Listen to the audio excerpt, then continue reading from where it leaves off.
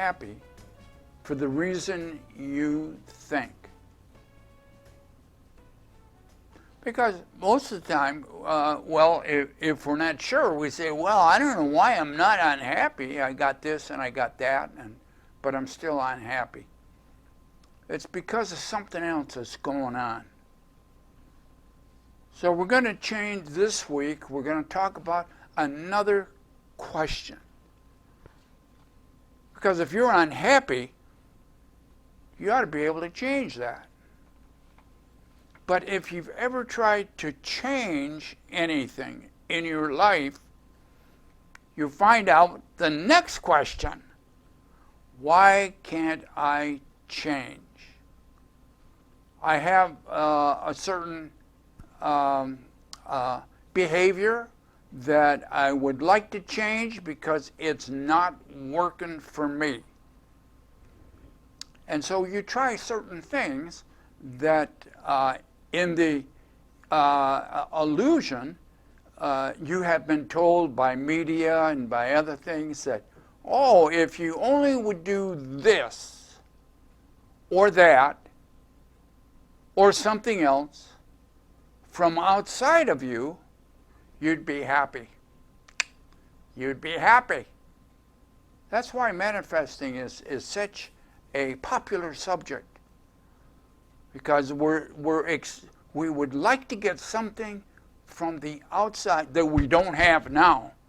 Something from the outside that would be guaranteed to make us happy. And on occasions, we can get things from the outside. And they do make us happy for a New York minute.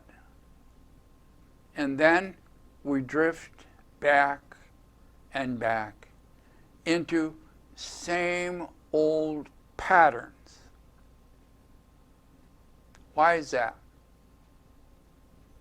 Say we want to lose weight, and we go on a diet, and we practice all kinds of things, use a lot of willpower, a lot of struggle, and by gosh, we lose a lot of weight.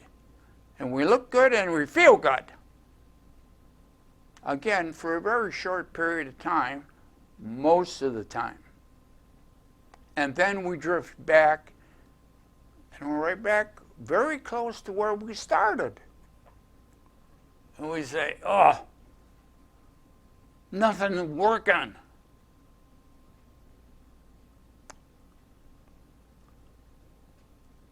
Everything is working perfectly the way it is. Everything is working perfectly the way it is for you.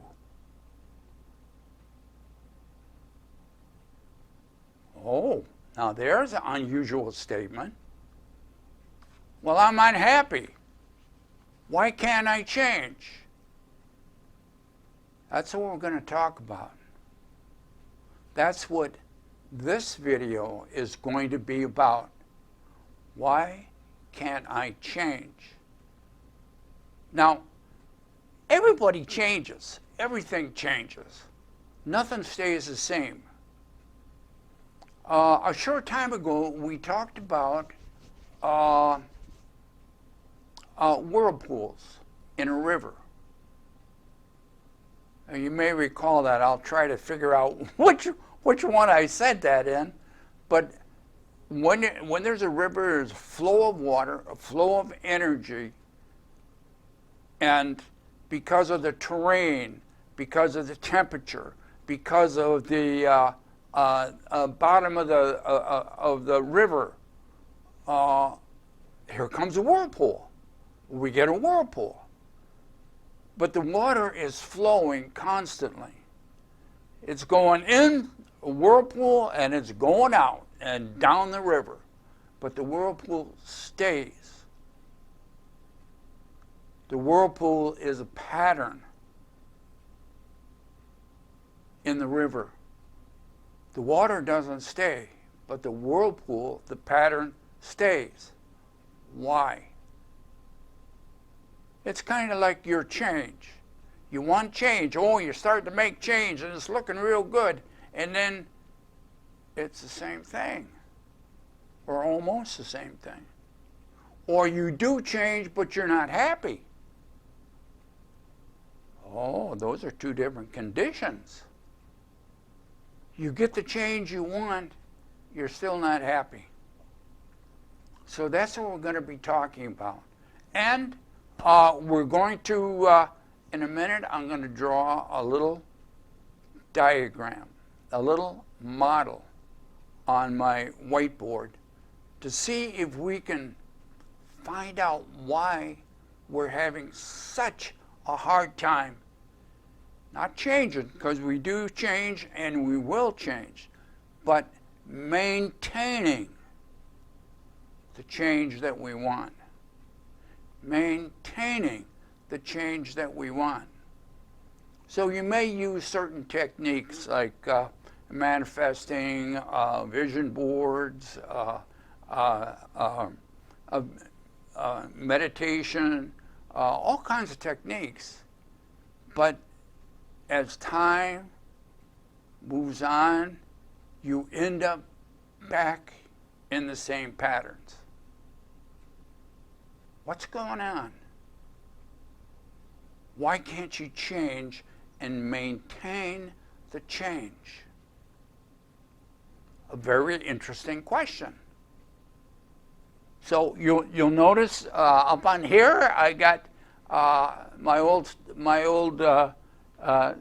statue of Don Quixote, and he was always attacking windmills because they look like monsters to him.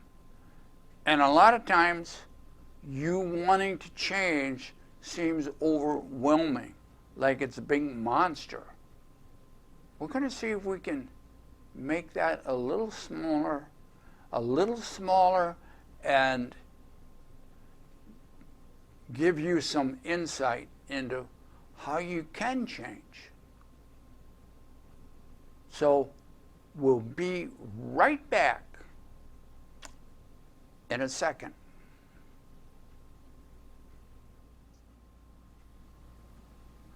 Welcome back. Now, it's been only a couple seconds for you, but it's been a lot longer for me, because I always have trouble with the lighting. Trying to get rid of the shadows, trying to get rid of reflections.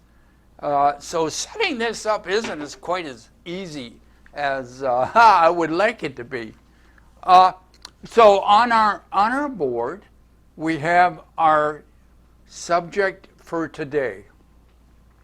Why can't I change? Why can't I change? Now underneath that, I have the computer model. Well, you know that computers, well, maybe you don't know, but they all have an initial, what's called a motherboard, that has all of that will accept programs and put them in the right places. And if you don't have a motherboard, you're not going to be able to operate your computer. And I relate that to the brain. When we come into the world, as we all do, into this illusion, we have a little brain. And the brain accepts information. The brain accepts information and puts it in certain places, and like a computer, and it's programmed. Now, you are programmed. Who programmed you? Family of origin. When did it start? And you can look this up on a lot of different sources. It starts in the womb. It starts before you enter the environment from your mother. It starts in the womb. And when it comes out, the programming just keeps on going, and that little brain just absorbs information and tries to regulate it and put it into certain places so that it can recall it. But it's basically programming. Now, your most deepest programming is in place before the age of 3. A lot of stuff is already implanted inside of you before the age of 3. Interesting. And what's called your core belief system is formulated and in place before the age of 7. Now, all your other programming is based on that. Can you change your programming? Yes, you can. Do we think that we have to change our programming? No, we don't. Part of the reason is we don't know what our programming is. So if you think about the program and the hardware, which is your brain, and then output, which is your behavior,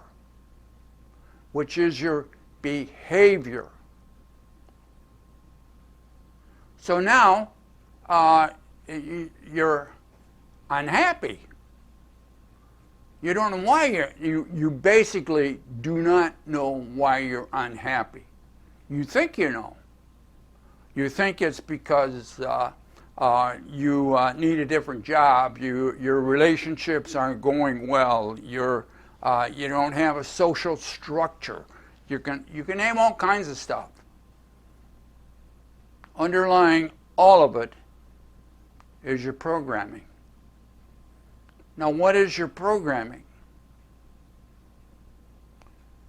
Your experiences with life and how they feel in the body.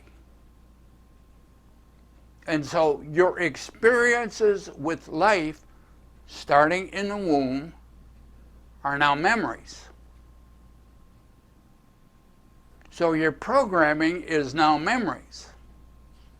Are you going to know all your memories on a conscious level? No, you're not going to know them.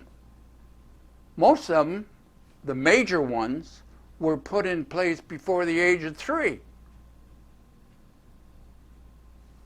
Your conscious mind is such a very small part of this whole process. It's pathetic. But because that's the only part we're aware of, we think it's, oh, that's the most important. No, it's not the most important. It's just not to the process. It's only important because that's what you and your ego know. Now we're going to talk a little bit about the ego, because the ego is your construction. You create your ego. It has to do with your programming. When you believe you know how the world operates between birth and 7. By the way, between birth and 7 is all basically download of information. Your family of origin, your culture, your religion, your understanding of your place in the world is all done through this download of programming before the age of 7. 2 basic ways that programming is put in place.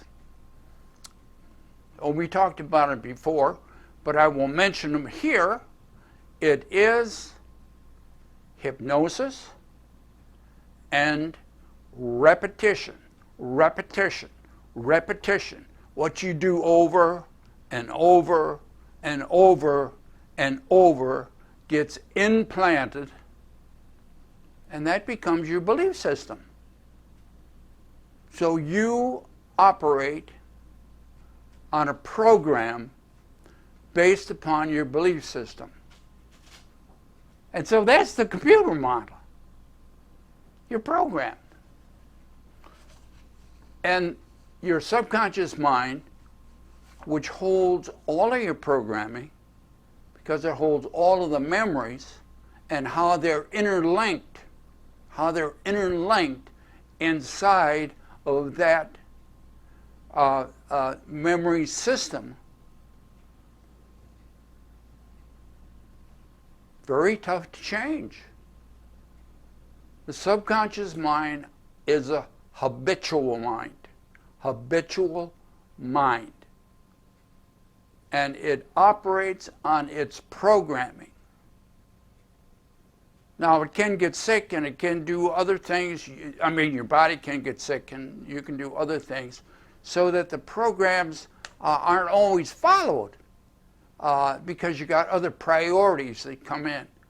But as soon as those are taken care of, it goes right back to its programming, right back to what it knows to be true from your past. It doesn't mean that it's good or bad. It just means that that is what your subconscious mind uses to operate your life. So now you have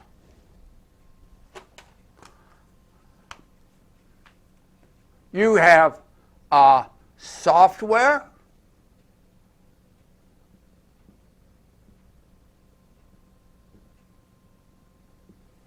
hardware,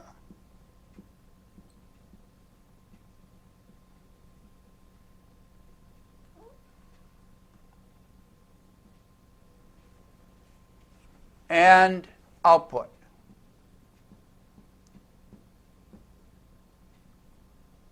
Output.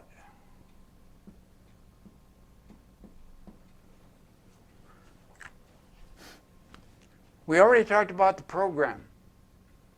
You think it's the hardware.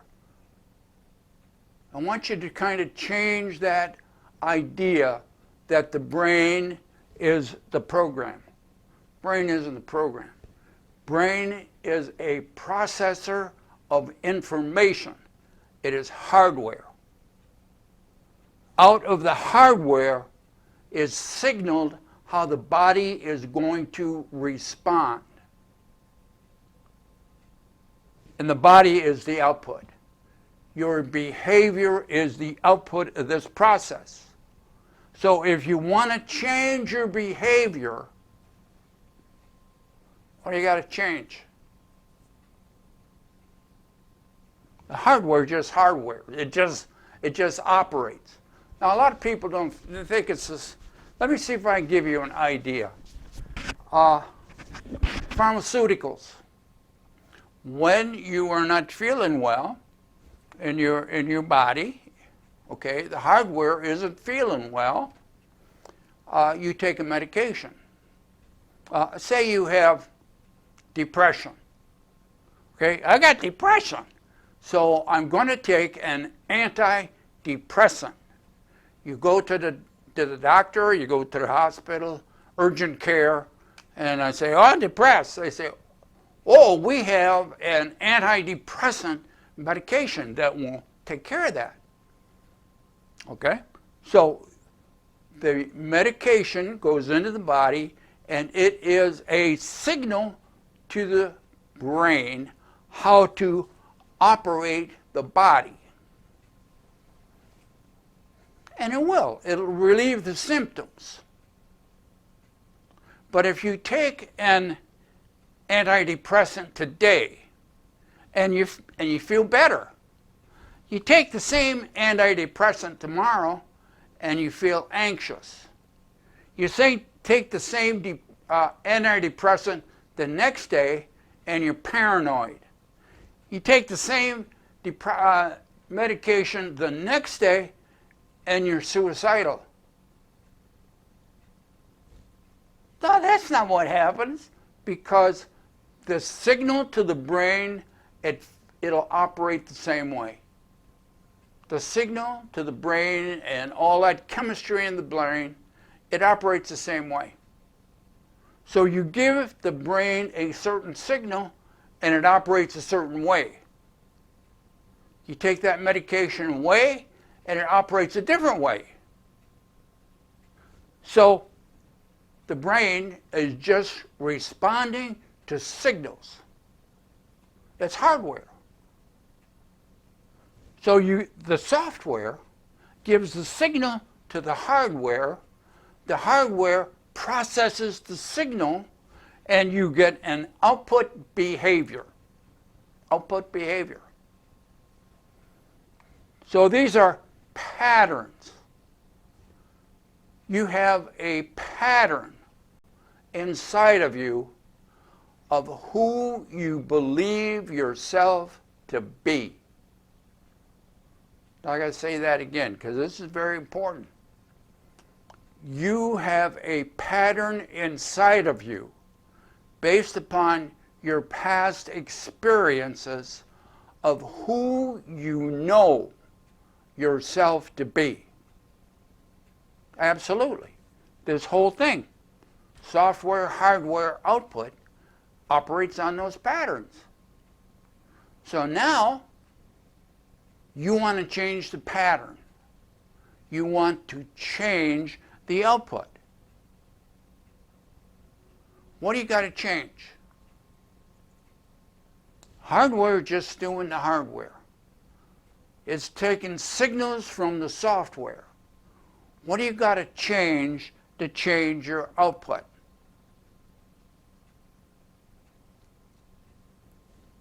Got to change your software. What's your software? Memories, beliefs.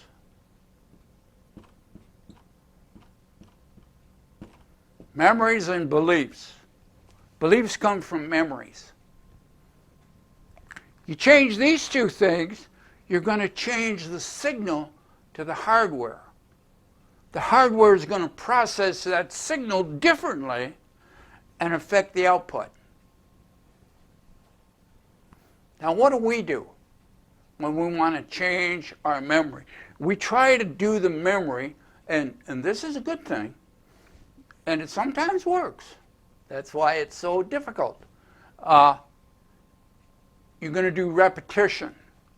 That's what affirmations are. Affirmations are repetition, repetition, repetition. On a daily basis, saying your affirmation, looking at your vision board, doing all that stuff. And if you do it long enough, and often enough, you will begin to change this here. You are forcing information upstream. This information flows downstream. How long have you got to say affirmations to move that information and change your belief system?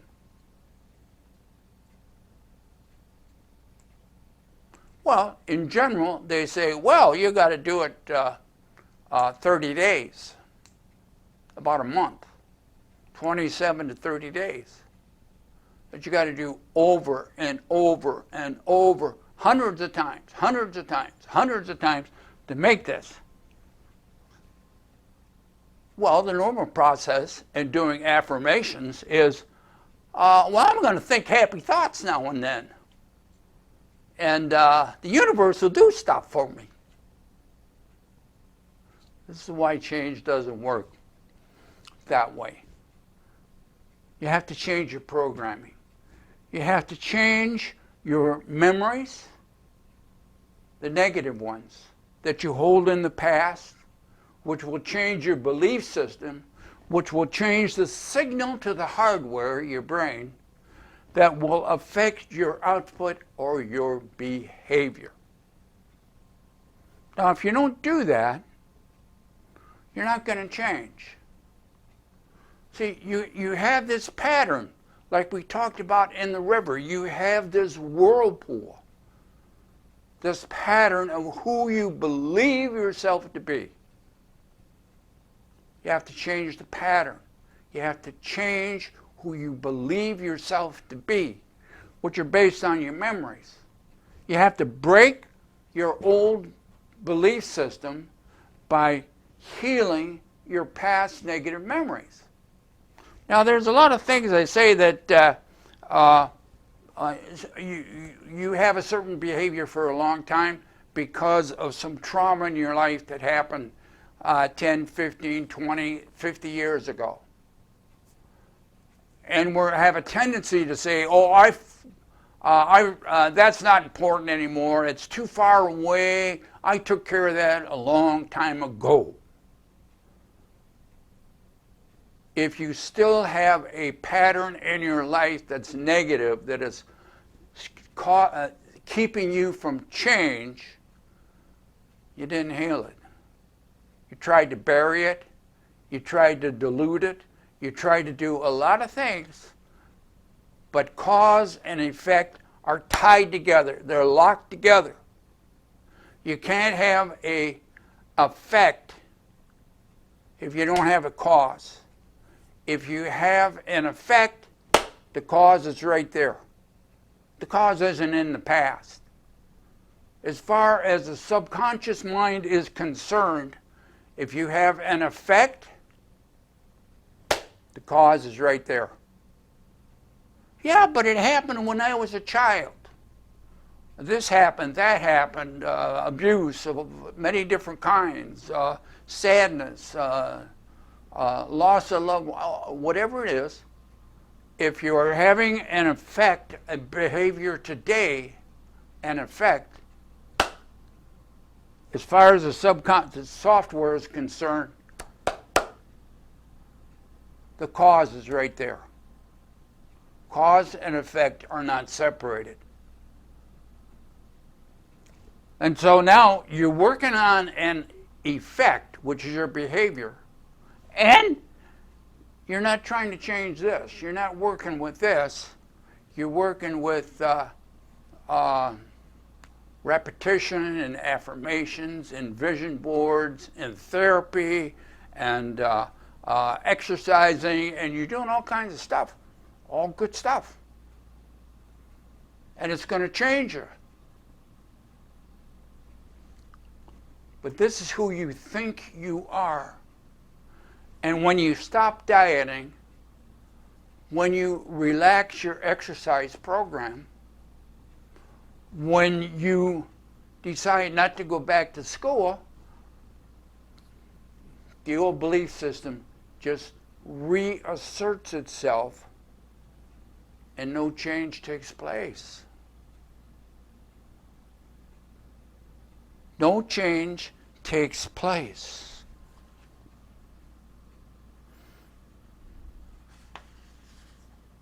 Now I'm looking here because in my notes, and I have a lot more information in the description, and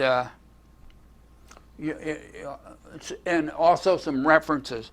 So give that a look. Things that I did bring out in there are, once you accept your ego as who you are, because you create it, now you have an identity, and we call that your ego.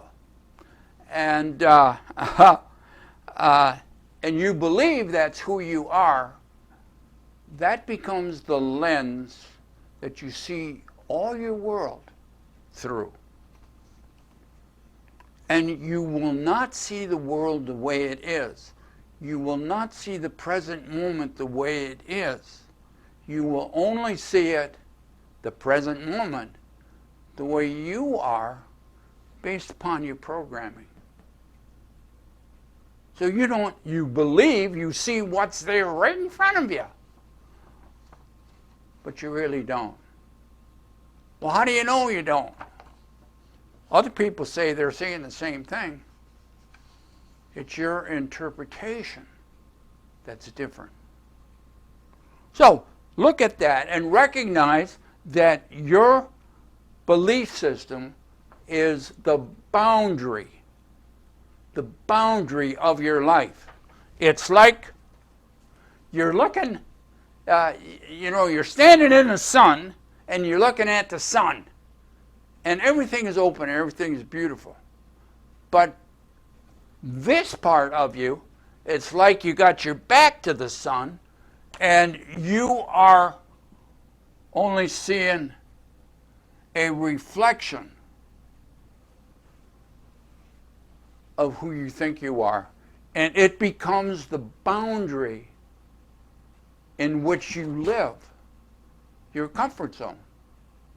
And when you step outside of that to make changes, to lose weight, to gain an education, and it's uncomfortable, if you don't change your belief system, your memories, when you stop, it goes right back the way it was.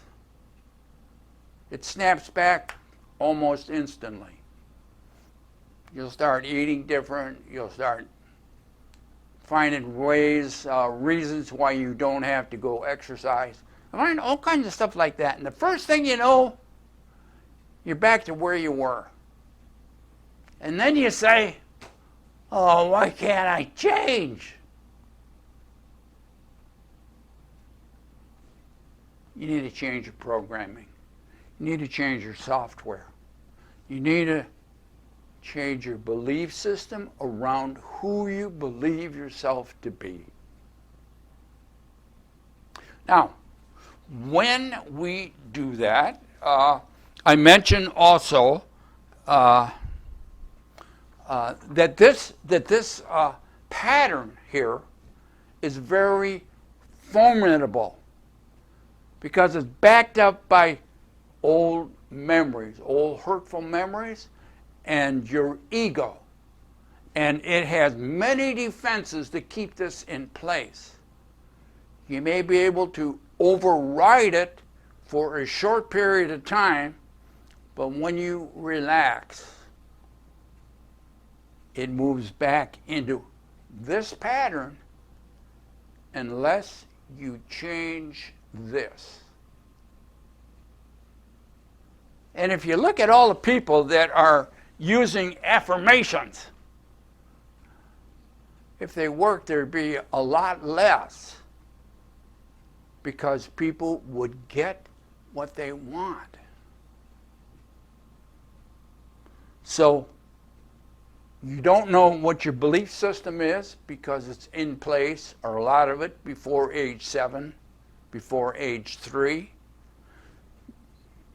You haven't healed your memories, some of which you are not aware of. And this pattern is very strong.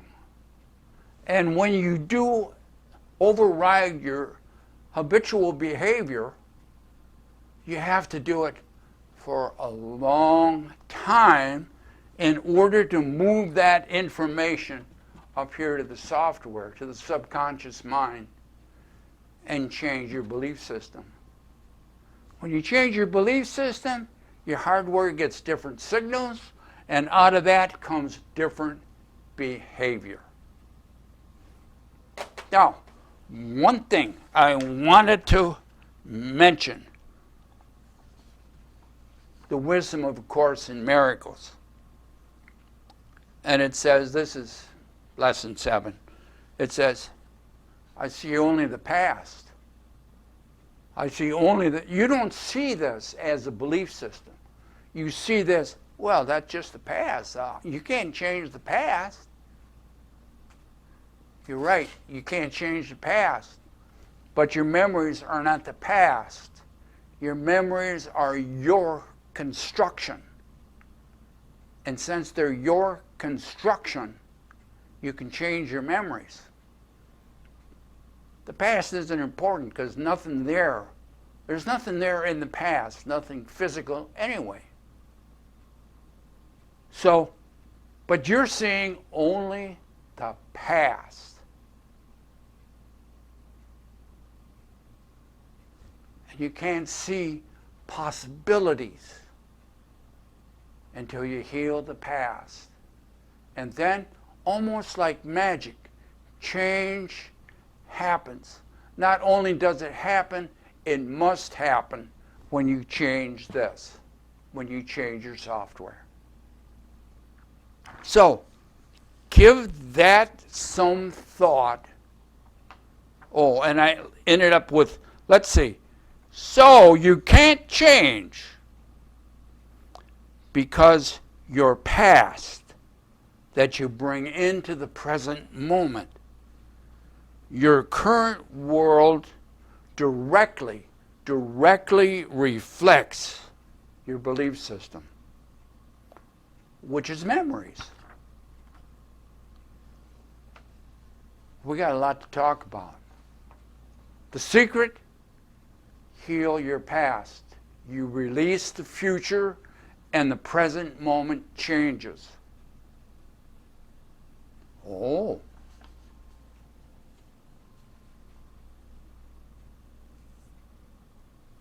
It'll happen automatically. Change happens automatically when you change the software. Be good to yourself. Give that some thought. Hit the like button and the subscription.